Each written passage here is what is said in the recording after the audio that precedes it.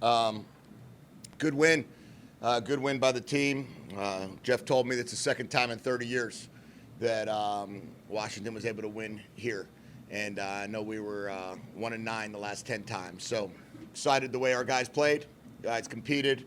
From the very beginning, I thought our defense played outstanding. They were aggressive. They were physical. They went after the ball. Really proud of those guys, the way they played. Love how they took the ball away. When you count fourth downs and turnovers, I think it was 5-6 times we took it away. Just a great job there. Scored on defense with Alex, which was awesome.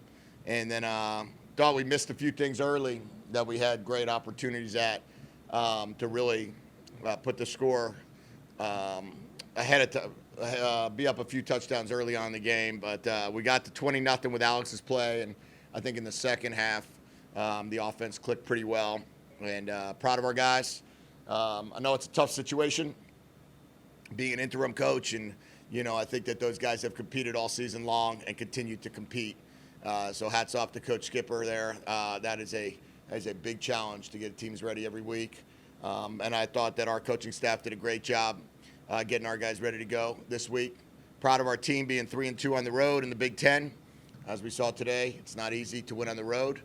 I think we might have been the only one that did it today, but in the Big Ten. So proud of our guys there. Proud of the fact that our team got their 8th win this season so far, and obviously looking forward to the game on Saturday. Told it was be 12:30, and I would hope that there is not a seat in the house.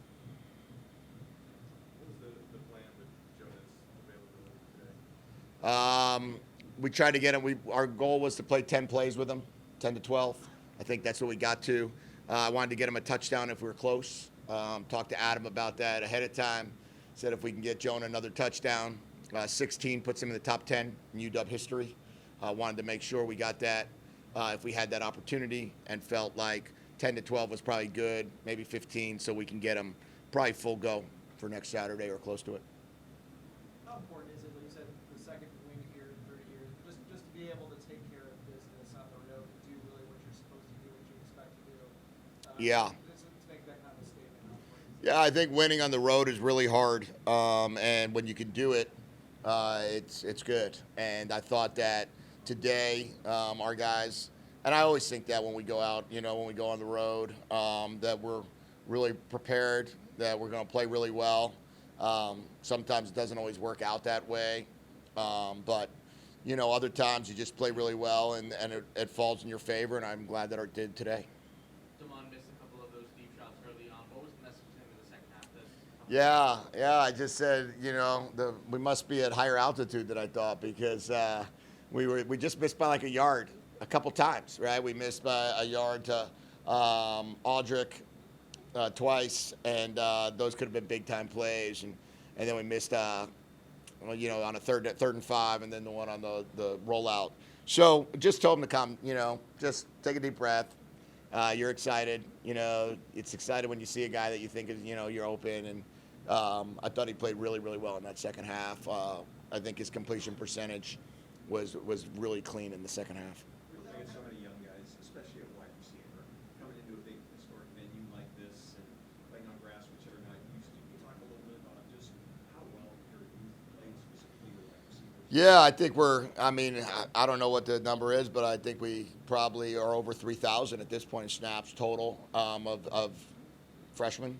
I thought the young kids, Chris Lawson made a huge play. Des Roebuck, 96 yards, touchdown again. The game and we made the game big, man. There were roses on their pillows last night. We let them know we're going to the Rose Bowl and we're going to go win this thing.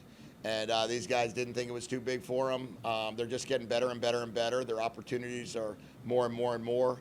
And we'll continue to do that. I thought that our young kids really stepped up. I thought Champ had a good game today. One or two things, like the back. Same with John. But the wideouts, particularly Dez, obviously has really just played at a high level all season, and it was great to see Chris Lawson do the things that he did. And then with Aldrich being a sophomore and playing now. This would be his 5th game, and we tried to get him the ball a few different times. I thought he ran some beautiful routes, got a PI on one of them, had a couple other chances on some others, and we just missed them. But I thought all the guys played really well. Proud of them. What were those conversations with Audric like about whether he was going to redshirt this year or not? Yeah, I want to just really hats off to Audric on, he wanted to put the team first. And I thought that was so cool. We didn't think we'd really be able to get much from Denzel this week. We really wanted him to get as healthy as he could for next Saturday. Felt like we had a good plan with the guys we had. But when we found out that Raiden wasn't going to be able to go this week, went to Audric, sat down, talked to him. And he wanted to play. He wanted to play with his buddies. He wanted to play with his teammates. And, there's great opportunity to put film out and figure it out, and also great opportunity to continue to see if you want to be here and see if you want to be a part of this. But I'm just proud of him, the person, doing that. And I think there's a lot of great opportunities. Go with a red shirt in your hand if you ever need a red shirt, or stay with a red shirt in your hand. All of that's good. On the last 3 or 4 weeks, you've really seen your team guys take a big step forward. What area have you been most impressed with? Just kind of see this transformation. I think attacking the ball would be the first one, and not just going after it, trying to punch at it, but swarm tackling. I feel like we've really tackled the ball. We've really tackled ball carriers exceptionally well. We're swarming the ball. We're really beginning to play great team defense, where if they're going to check the ball down, we'll have 3 or 4 guys tackling. The pass rush is getting better and better. It felt like that he was under duress a lot of the game today. I think, we're in a spot where the linebacker play has gotten really good. We've got a lot of linebackers that we're able to rotate through, so excited about where we look there. And then, everybody's just more and more comfortable. It is year 1 in Coach Walter's system. So, as you go in year 1, you're going to get better each week, hopefully. And I think we're seeing that from our guys, and it's fun. Coach, this could be UCLA's last regular season game here. What might it mean for the Big Ten not to have this be, home stadium? Yeah, I don't know any of the politics involved in any of that. I just know that it's the granddaddy of them all. I just know that when we pulled up here, the only time I've ever taken my phone out before a game was this one. So, something special here. And I've coached 8 games here, and have enjoyed every moment of them. On their fake field goal and then fumble return for a touchdown, was there something about their approach there that indicated it might be a fake? And you guys were maybe ready for that? Coach Petrilli did a great job all week. They've run 4 fake punts this year. They've run a couple of other fakes throughout, and Coach Petrilli kind of practiced the gamut. You don't really know exactly what fake might come or not come, but I thought he did a great job of preparing our guys be aware of one. And I think awareness is probably the trait that you need when someone's trying to pull a fast one on you. And if you have that awareness, you could, stop, pop, and do what Alex did, which was, see the ball, trigger, and then obviously exceptional job scooping and scoring. What went into the decision to give Jacob a start today, and how can go against Oregon now? Yeah, because I made a promise to Jacob when he transferred to Washington that if he was healthy, he was going to play against UCLA, and we are never not going to make whatever promise we make to a player, we're going to keep. And that was a promise that I made to him in January, and I made that to his mom and to his dad. Jacob's from here. He's from Southern California. We asked him to do some things for us for 3 weeks, and I promised him that he was going to play in this game. And we were going to see if there was going to be a change in the rules, and if there wasn't, there wasn't. But this one was always circled as a game he was going to play. He's definitely not going to play next week. Yeah, he cannot play next week. Have you ever put roses up pillows before, or is that a new idea? No, I've done that. I did that the game that I was the interim head coach at UCLA when we played here in BECU. I did it when we were at Arizona, and they were 9th in the country. And we did it again here. We treat this game like a Rose Bowl championship game whenever you pull up into the stadium.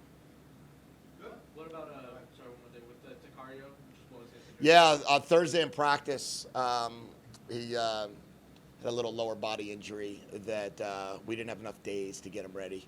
But I would be very surprised if he wasn't ready to go 7 days from now. And was Carver okay? Carver's okay, yeah. Okay, thank you guys. Thanks for staying so late.